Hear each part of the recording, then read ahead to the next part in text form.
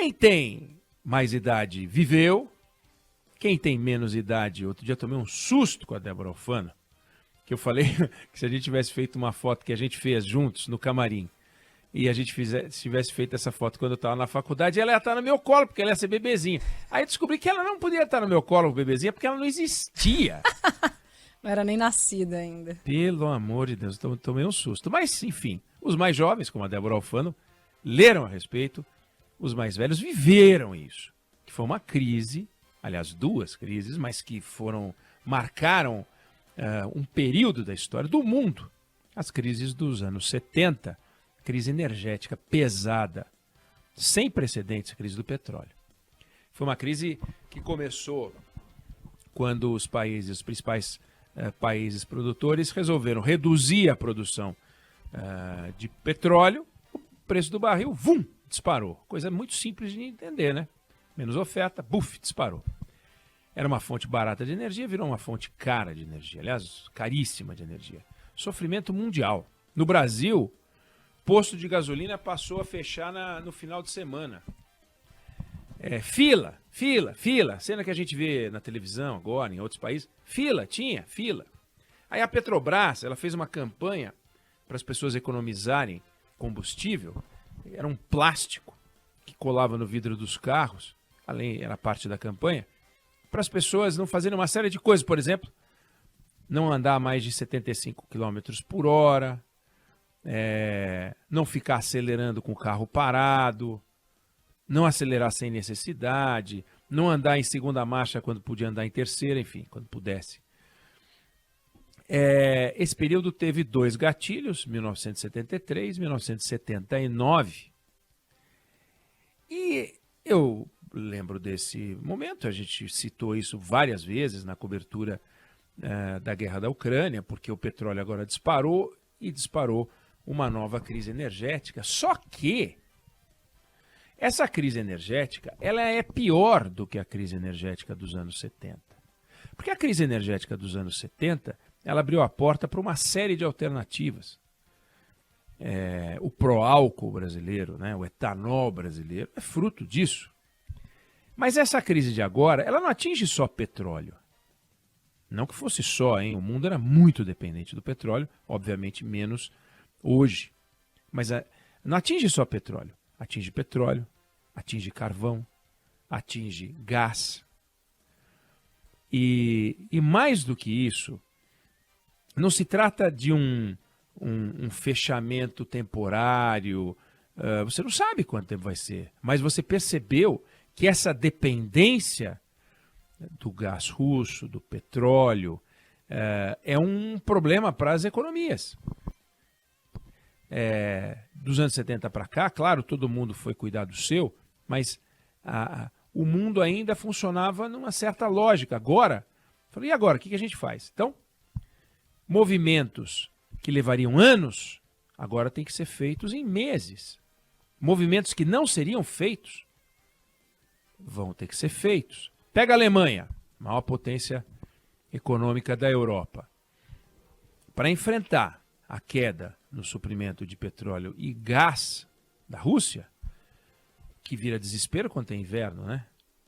A Alemanha discute a retomada de usinas a carvão. E a discussão ambiental? Esquece, depois a gente fala. Até porque está faltando gás natural. Os empresários e o governo estão temendo o quê? Eventual racionamento de energia para uso industrial, a maior economia da Europa. É tão ruim a situação que o governo alemão precisou injetar quase o equivalente a 70 bi de reais numa empresa de energia que estava à beira de quebrar, porque dependia da importação de gás russo. Aí você vai para a França. Macron já falou para os franceses, se preparem para viver sem o gás russo. Plano de racionamento de energia, desligando iluminação pública. Também eles têm uma empresa de energia grande, aliás, praticamente estatal, 80 e tantos % de ações na mão do Estado, mas anunciou comprar tudo, comprar toda a empresa, porque ela está ferrada, está destruída, precisamos comprar tudo para cuidar dela. Porque os custos estão altos e não dá para repassar. Custo alto que não dá para repassar. É um discurso que a gente está acostumado a ouvir, a gente está vendo isso aqui, né? E aí, eu disse, né, coisas que não seriam feitas e que passam a ser feitas, energia nuclear. Já foi para patinho feio, agora está voltando com tudo. Inglaterra, Polônia, Alemanha ia fechar umas usinas, 3 reatores até o final do ano. Vamos ver esse negócio direito.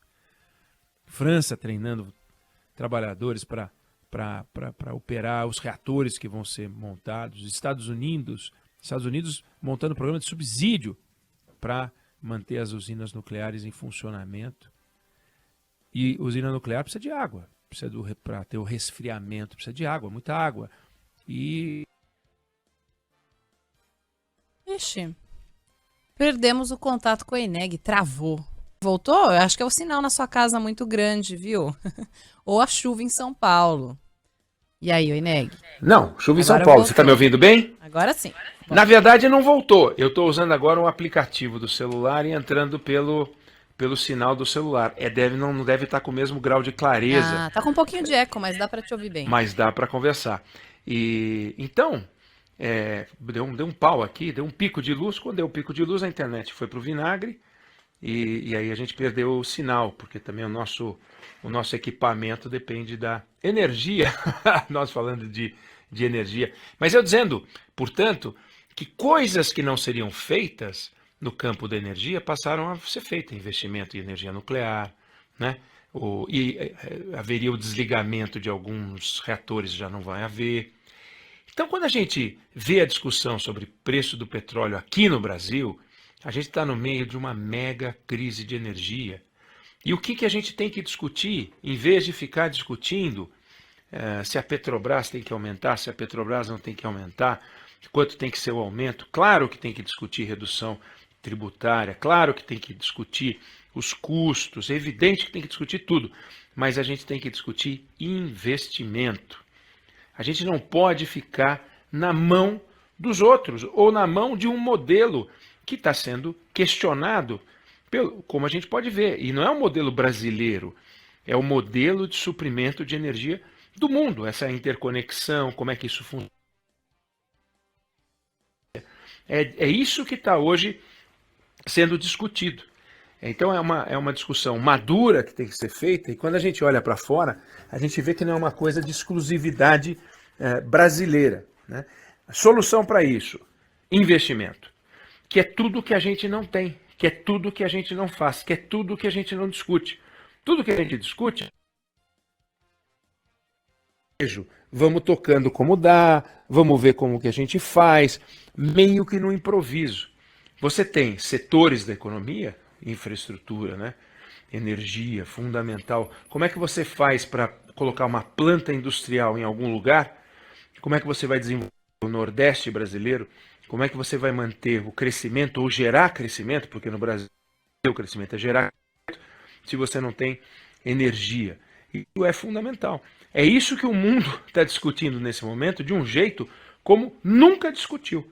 Estavam discutindo, infelizmente, como é o caso do Brasil, porque se não fizer esses investimentos, vai ficar andando de lado. E no nosso caso, se você pegar os últimos 10 anos, a gente andou para trás.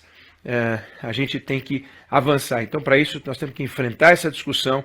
E na agenda do debate que a gente está nesse momento, que é o debate de eleição, né, isso tem que ser colocado na mesa com o mesmo grau de importância dos outros temas que a gente acha que são os temas vitais, temas políticos, né, temas sociais, outros temas econômicos, mas o suprimento de energia é vital para nós.